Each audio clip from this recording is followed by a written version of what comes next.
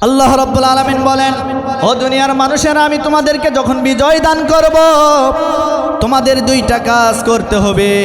এক নম্বরে রব্বুল আলামিন বলেন, ফাসাব্বিহ বিহামদি রাব্বিকা ওয়াস্তাগফির।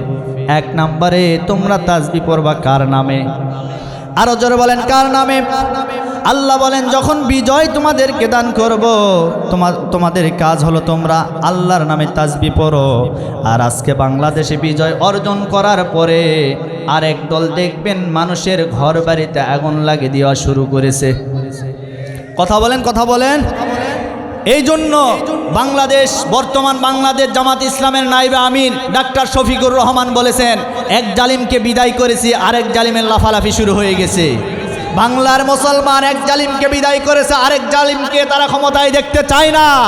সুতরাং একজনকে বিদায় করেছি, আরেকজনকে আমরা এই ক্ষমতার চেয়ারে উঠতে দিব না, দিব না, দিব না। কারা কারা রাজি আর একবার আল্লাহকে দেখায়? আল্লাহ কবুল করুন। আরো জোরে বলি, সম্মানিত ভাইরা আমার, এজন্য বিজয় যখন চলে আসবে তখন তোমরা আল্লাহর শুকরিয়া আদায় করো, আল্লাহর প্রশংসা করো, আল্লাহর বরত্ব ঘোষণা করো। তার কারণ হলো আপনি চলতে ফিরতে সব সময় শুকরিয়া আদায় করবেন কার? আর বিজয় অর্জন হয়ে গেলে আমাদের এক নাম্বার কাজ আল্লাহর তাসবিহ পড়া, আল্লাহর জিকির করা। আমরা বাড়িতে যাব, যাওয়ার সময় আমরা জিকির করব আল্লাহর নামে। আমরা মাঠে যাব, কাজ করার সময় জিকির করব আল্লাহর নামে। আমরা খাইতে যাব, জিকির করব আল্লাহর নামে।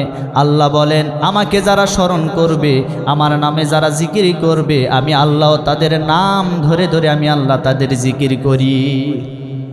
আল্লাহ রাব্বুল আলামিন বলেন, ফাযকুরুনি আযকুরুকুম ওয়াশকুরুলি ওয়ালা তাকফুরুন। আল্লাহ রাব্বুল আলামিন বলেন, যারা আমাকে স্মরণ করবে, যারা আমার নামে জিকির করবে, আমি আল্লাহ রাব্বুল আলামিন তাদের নামেও জিকির করব। এজন্য আমরা সব সময় আল্লাহর নামে জিকির করতে রাজি আছি তো? আরো জোরে বলেন, রাজি আছি তো?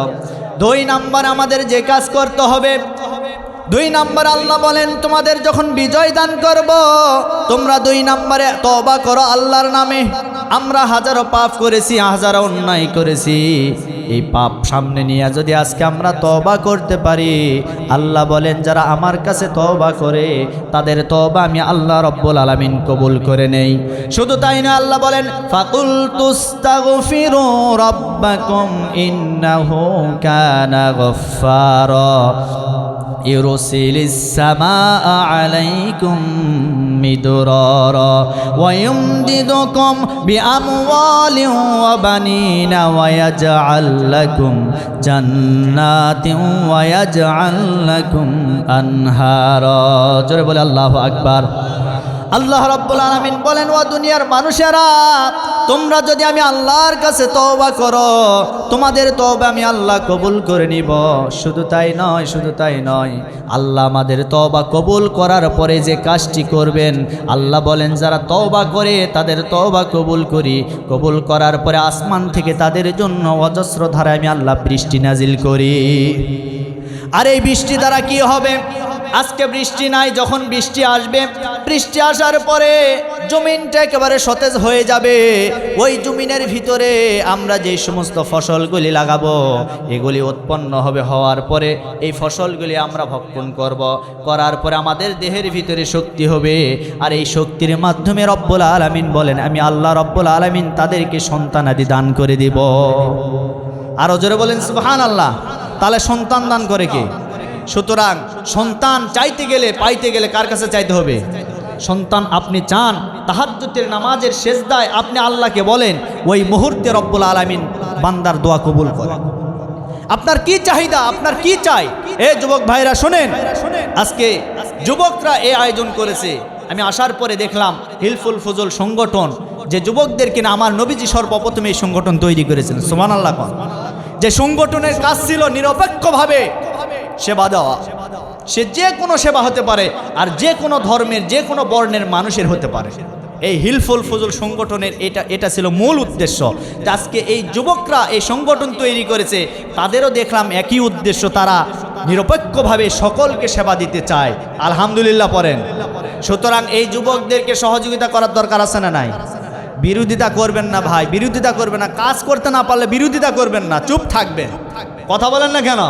অনেকে আছে দেখবেন কাজও করে না, শুধু বিরোধিতা করে, খোঁচা মারে। তবে এটা মনে রাখতে হবে, খোঁচা দেওয়ার দিন শেষ। আলিম ওলামার বাংলাদেশ, কথা বলেন ঠিক কিনা? অনেক খোঁচা দিয়েছে, অনেক অত্যাচার, অনেক দোষ দিয়েছে তারা। এই সমাজের ভিতরে দেখবেন যারা এই কাজগুলি করে, যারা মানে ভালো কোনো কাজ দেখলে খোঁচা মারে, দোষ ধরে, বুঝবেন এরাই ছিল আওয়ামী লীগের দোষর। কথা বলেন, কথা বলেন।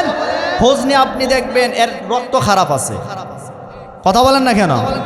সুতরাং আমি আমার জমা মসজিদে প্রথম যখন স্বাধীনতা অর্জন হয়ে গেল, তখন আমি তাদেরকে বলেছিলাম, আজকে আপনাদেরকে শপথ করতে হবে। শপথটা এই, যতদিন বাঁচবেন ততদিন পর্যন্ত আর আপনি কোনোদিন আওয়ামী লীগ করতে পারবেন না। কথা বলেন না কেন? তার কারণ এই আওয়ামী লীগের অত্যাচার আপনার চোখে কি পড়ে না? এই আওয়ামী লীগ সরকার কত অত্যাচার করেছে, কত জুলুম করেছে। শুধু তাই নয়, আজকে আমাদের কলিজা ফেটে যায়। আমাদের কোরআনের স্পন্দন, কোরআনের তাফসির কারক বাংলাদেশে যিনি তাফসির শুরু করেছেন, তার নাম হলো আল্লামা শহীদ দেলোয়ার হোসেন সাঈদ, যার কথা শুনলে, যার তাফসির শোনার পরে মানুষ চাতক পাখির মতো তাকায় থাকতো। যিনি 50টি বছর সারা পৃথিবীতে তাফসির করেছেন, আজ এই জালিম হাসিনা, খুনি হাসিনা, স্বৈরাচার হাসিনা আমার এই কোরআনের মুফাসসিরকে তিনি শহীদ করে দিয়েছেন। জোরে বলেন ঠিক কিনা? আজকে আমরা বলতে চাই, আমাদের কোরআনের মুফাসসির যখন হাসপাতালের বেডে যখন চলে গেলেন, একটা সুন্দর হাসি দিয়ে তিনি চলে গেলেন। এই মানুষটা সুস্থ ছিলেন, কোনোভাবে অসুস্থ ছিলেন না। হাসপাতালে যাওয়ার পরে সেখান থেকে মৃত ঘোষণা করা হলো। তার মানে বোঝা গেল আমাদের কোরআনের মুফাসসির মারা যায় নাই, বরং তাকে দুনিয়া থেকে শহীদ করা হয়েছে। সুতরাং আজকে যারা শহীদ করলো, আজকে যেই ডাক্তারের মাধ্যমে কোরআনের মুফাসসিরকে শহীদ করা হয়েছে, যাদের কারণে কোরআনের মুফাসসিরকে আজকে শহীদ করা হয়েছে, আমরা বলতে চাই, আজ হোক কাল হোক, এই সমস্ত খুনিদের বিচার বাংলার জমিনে হবে, হবে, হবে।